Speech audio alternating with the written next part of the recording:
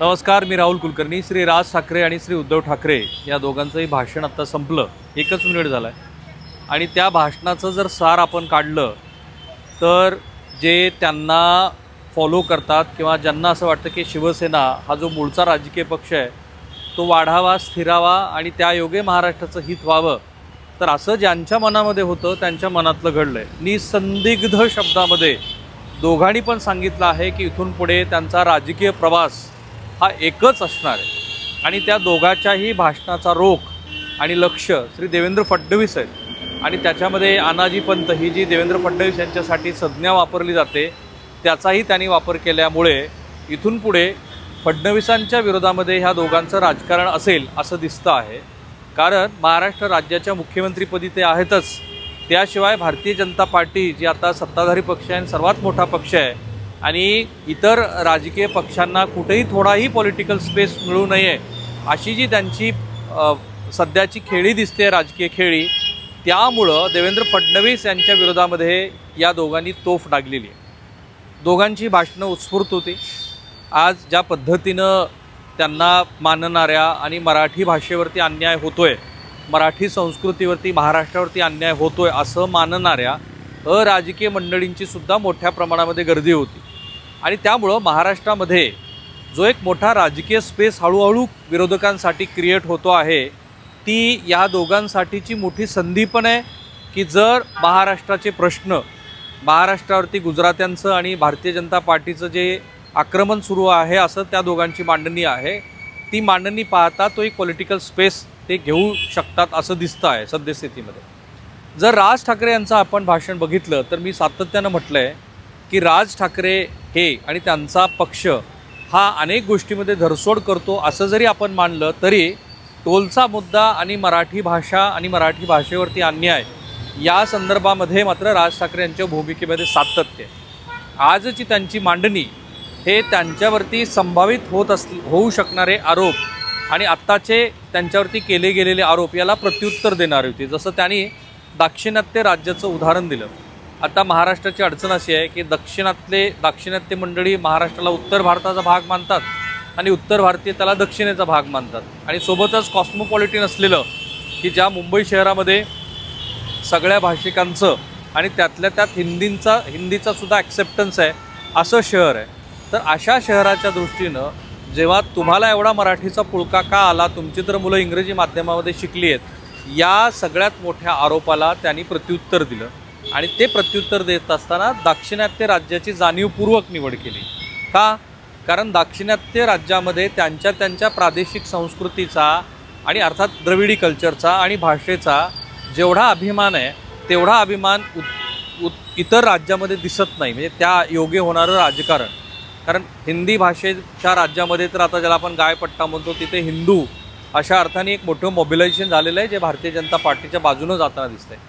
आणि म्हणून दाक्षिणात्य मंडळीचं जाणीवपूर्वक त्यांनी उदाहरण दिलं की हे कोणत्या इंग्रजी माध्यमाच्या शाळेमध्ये शिकलेत। आणि महाराष्ट्रालाही माहिती नसलेली गोष्ट त्यांनी सांगितली की बाळासाहेब ठाकरे, कारण त्यांच्या अनेक फ्लुएंट इंग्रजीमधल्या मुलाखती मी बघितल्यात, बाळासाहेबचं शिक्षण हे सुद्धा इंग्रजीमध्ये झालं होतं। स्वतःच्या वडिलाचं म्हणजे राज ठाकरे यांच्या वडिलाचं शिक्षणसुद्धा इंग्रजीमध्ये झालं होतं, जे उत्तम संगीतकार होते। आणि बाळासाहेबांनी तर बजाव हटाओ लुंगी बजाओ पुंगी वगैरे सारखा नारा देऊन आपल्या प्रादेशिक अस्मितेचं जतन केलं। हा भाग त्यांनी जाणीवपूर्वक सांगितला, कारण याच मुद्द्यावरती राज ठाकरे यांच्यावरती टीका होऊ शकते। दुसरी टीका होऊ शकते ते म्हणजे त्यांच्या आजवरच्या राजकीय भूमिकेतल्या धरसोडपणाबद्दल। पण एक मुद्दा त्यांनी जरूर अधोरेखित केला आणि ते नेहमी याबद्दल पुढेही सांगत राहतील, ते म्हणजे जेव्हा जेव्हा मराठी महाराष्ट्र आणि मराठी संस्कृती आणि मराठी राजकारणाचा विषय येईल तेव्हा मी कधीही कॉम्प्रोमाइज केलेलं नाही असं ते सांगत होते। आणि त्यायोगच त्यांची पुढची मांडणी असेल। हे असं का सांगतील ते? कारण 2014ला त्यांनी घेतलेली लोकसभा निवडणुकीतली वेगळी भूमिका, 2019ला घेतलेली वेगळी भूमिका, 2024च्या विधानसभा निवडणुकीमध्ये घेतलेली वेगळी भूमिका, आणि यामुळे राज ठाकरे यांना अनेक प्रश्न विचारले जातील, ते आहेत राजकीय धरसोडपणाचे। अशा वेळेला राज ठाकरे यांनी आत्ताच ते सांगून टाकलं की मराठीच्या मुद्द्यावरती आम्हाला इतर कोणत्याही युत्या आघाड्यापेक्षा मराठीचा मुद्दा अधिक महत्त्वाचा आहे।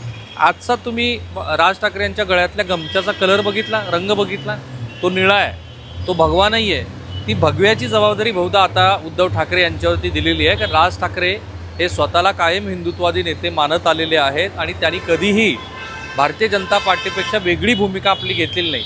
म्हणजे ते तेवढेच आक्रमक हिंदुत्ववादी आहेत, कारण त्यांनीच तो भोंग्याचा विषय काढला होता. परंतु राज ठाकरे यांच्या पक्षाची जेव्हा स्थापना झाली म्हणजे मनसेची, तेव्हा तो निळा रंग होता त्या मनसेच्या झेंड्यामध्ये. तो आता त्यांनी अलीकडे बदलला. आता पुन्हा तो निळा रंग त्यांच्या गमछामध्ये मला दिसला.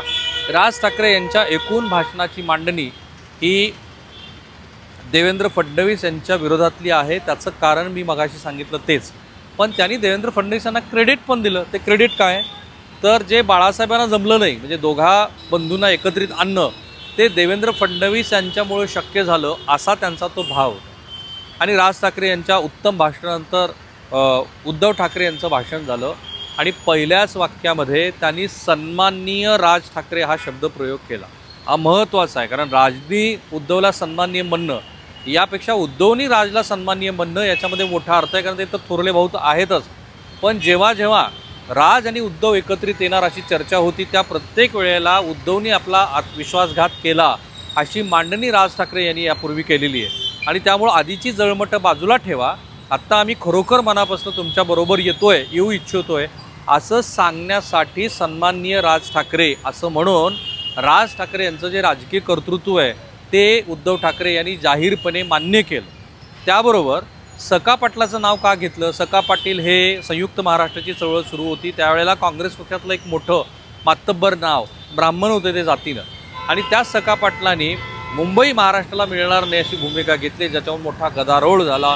संयुक्त महाराष्ट्राच्या चळवळीला बळ मिळालं. जसं 2000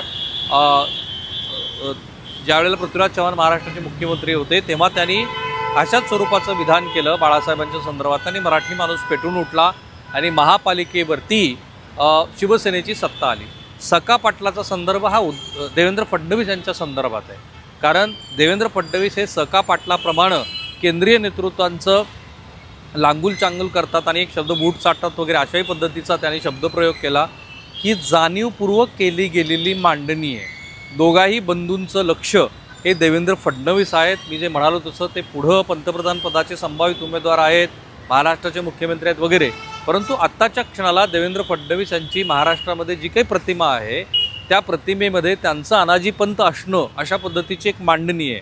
ते महाराष्ट्रद्रोही आहेत अशा पद्धतीची मांडणी आहे. तीच मांडणी हे दोघं ठाकरे बंधू आज पुढं घेऊन जाऊ इच्छित आहेत. आणि म्हणूनच मुंबई महाराष्ट्रापासून वेगळं करणं हा जो संदर्भ आज वापरला गेला तो भविष्यासाठी महाराष्ट्रावरती हा कसा अन्याय अत्याचार आहे असं सांगण्यासाठीच्या प्रयत्नाचा भाग आहे. आणि मग उद्धव ठाकरे यांनी संपूर्ण मांडणी आपलं हिंदुत्व कसं इतरांपेक्षा वेगळं आहे, प्रबोधनकार ठाकरेंची मांडणी ही कशी विज्ञान आधारित होती आणि त्यालासुद्धा तुम्ही आत्ता ज्या पद्धतीचं महाराष्ट्रामध्ये वातावरण तयार करत आहात ते कसं अनुकूल नाही आहे असं मांडण्याचा प्रयत्न झाला आहे. माझ्या मते जर दोन राजकीय पक्षाची मुंबईतलीच मतं एकत्रित बघितली, काही जरी झालं तरी राज ठाकरे यांना 7-8% मतं मुंबईमध्ये मिळतात, उद्धव ठाकरे यांच्या पक्षाला 18 ते 25-30% मतं मिळतात. हे दोघं बंधू एकत्रित आले तर मुंबईमध्ये भारतीय जनता पार्टीला कडवं आव्हान उभा राहू शकतं. जर या दोघा बंधूंनी असाच एकोपा दाखवला तर जो मराठी मनुष्य आहे, आणि दोघाही बंधूच्या मांडणीमध्ये परप्रांतीयाला कुठेही त्यांनी लक्ष केलं नाही, उलट ते दोघं जाणीवपूर्वक असं सांगत राहिले की आमच्या दोघांचे सुद्धा अमराठी अनेक मित्र आहेत. म्हणजे ही सुद्धा पुढे जो काही 2-4% मताचा टक्का उद्धव ठाकरे यांच्याकडे आला असेल मधल्या महाविकास आघाडीच्या त्यांच्या प्रयोगानंतर, खास करून दलित आणि मुस्लिम बांधवाचा, तो टक्कासुद्धा आपल्याबरोबर राहावा. काही थोडे बहुत प्रमाणामध्ये गुजराती येत असतील तर येण्याची शक्यता फार कमी, पण जर येत असतील तर तेही राहावेत. उत्तर भारतीय काही प्रमाणामध्ये, कारण मी मुंबईकर नावाची कॅम्पेन उद्धव ठाकरे यांनी चालवली होती, तर हे सगळे आपल्याबरोबर राहावे अशी सावध पावलं त्यांनी टाकलेली आहेत. जर या दोघांचं एकत्रित येणं हे असंच कायम राहिलं तर आज जो विरोधी पक्षाचा एक मोठा स्पेस महाराष्ट्रामध्ये दिसतो आहे तो स्पेस ते भरून निश्चित काढू शकतात. अशीच भूमिका त्यांनी महाराष्ट्राच्या वेगळ्या मुद्द्यावरती घेतली आणि उर्वरित महाराष्ट्राचे प्रश्नही हाती घेतले. तो एक महत्त्वाचा मुद्दा, महत्त्वाचा राजकीय पॉलिटिकल फोर्स म्हणून ते पुढे येऊ शकतात. अर्थात त्याच्यासाठी गरज आहे ती सातत्याची, सातत्यानं अशा भूमिका घेऊन पुढं जाण्याची, कष्ट करण्याची, लोकांमध्ये जाण्याची. पण आजची जी सुरुवात आहे त्या सुरुवातीचं सार जर आपण बघितलं तर त्या दोघांच्या मिळालेल्या मेळाव्याला प्रतिसाद पाहता त्या दोघांच्या राजकीय वाटचालीसाठी ही उत्तम सुरुवात आहे. त्यांचं लक्ष ठरलेलं आहे. श्री देवेंद्र फडणवीस यांचा मुख्यमंत्रीपदाचा हा जो तिसरा काळ आहे, त्या तिसऱ्या काळामध्ये तुलनेनं आव्हान कमी होत चाललेलं असताना, कारण सगळेच राजकीय पक्ष आज त्यांच्याबरोबर आहेत, आता एक नवे आव्हान हे राज आणि उद्धव ठाकरे यांच्या रूपाने उभं राहू शकतं. कारण त्या दोघांमध्ये एकाचा USP आहे उत्तम वक्तृत्व, मुग्ध करणारं वक्तृत्व, की जे अजून तरी मतपेटीमध्ये येताना दिसत नाही. पण ती किमया जर हे दोघं एकत्रित आले आणि करू शकले तर भारतीय जनता पार्टीच्या राजकारणाला एक मोठा खूप असेल आणि महाराष्ट्रातला आजच्या संभावित राजकारणाच्या दृष्टीनं एक महत्त्वाचा दिवस ठरेल. थांबूया आपण इथे. हा व्हिडिओ शेवटपर्यंत पाहिलाच आहे तुम्ही, घराघरापर्यंत जाऊ द्या आणि यावरती विश्लेषण करत असताना तुमची मतं या व्हिडिओच्या कमेंट बॉक्समध्ये टाका. थांबूया आपण.